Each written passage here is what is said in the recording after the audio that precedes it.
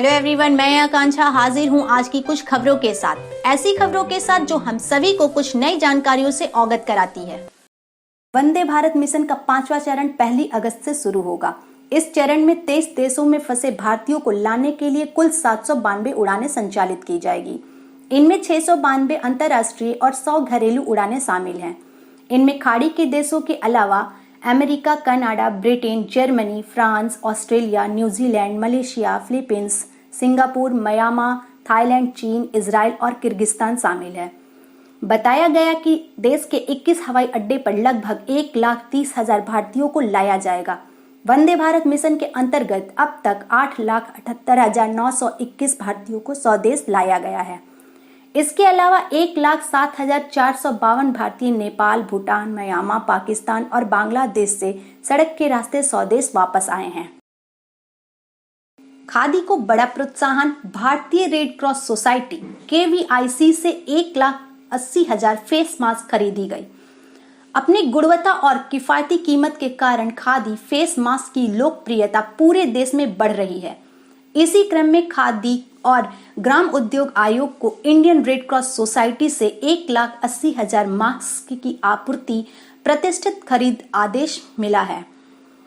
KVIC के अनुसार IRCS mask लाल piping के साथ भूरे रंग में 100% डबल ट्विस्टेड दस्तकारी सूती कपड़े से बना होगा।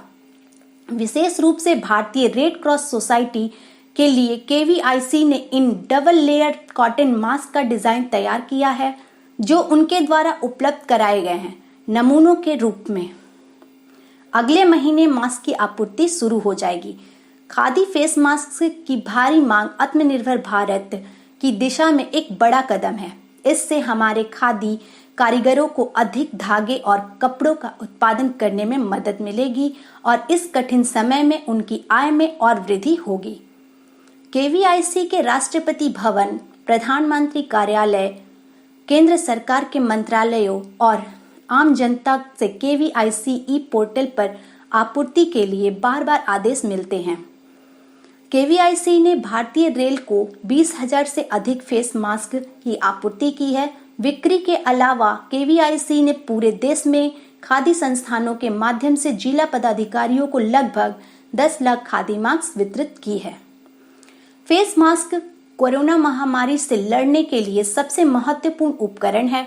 डबल ट्विस्टेड खादी फैब्रिक से तैयार ये मास्क न केवल मांग की गुणवत्ता और पैमाने को पूरा करते हैं, बल्कि किफायती हैं। इनमें सांस लेने में कोई परेशानी नहीं होती है। इन्हें धोया एवं पुनः उपयोग किया जा सकता है और ये जैव विघटन योग्य है। ओडिशा की अर्चना सोरेन को संयुक्त राष्ट्र ने अपने नए सलाहकार समूह में शामिल किया।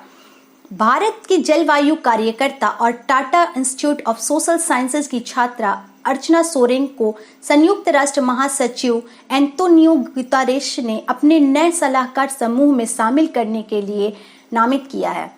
इस समूह में युवा नेता शामिल हैं जो बिगड़ते जलवायु संकट से निपटने के लिए दृष्टिकोण और समाधान देंगे। अर्चना सोरेन विश्व के उन 6 अन्य युवा जलवायु नेताओं के साथ शामिल होंगी जिन्हें गुतेरेस ने जलवायु परिवर्तन पर युवा सलाहकार के लिए नामित किया है। वहीं सोरेन ने कहा कि हमारे पूर्वज अपने पारंपरिक ज्ञान और प्रथाओं के युगों से जंगल और प्राकृतिक को बचा रहे हैं। अब हमारी बारी है कि हम जलवायु संकट से निपटने में अग्रिम मोर्चे पर काम करें। उन्होंने Tata institute of social sciences यानी टीज मुंबई से नियामक प्रशासन की पढ़ाई की है और टीज छात्र संघ की पूर्व अध्यक्ष रही है।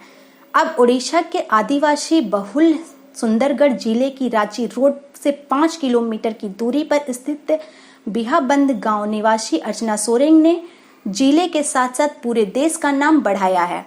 अर्चना सोरेन दुनिया को जलवायु परिवर्तन के संकट से बचाने के लिए अपना योगदान देगी।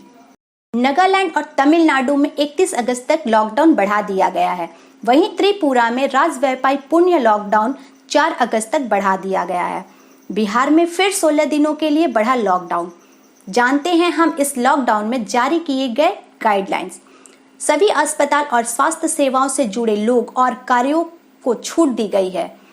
अनाज, दूध, मांस, मछली, फल, सब्जी आदि की दुकानें खुली रहेगी।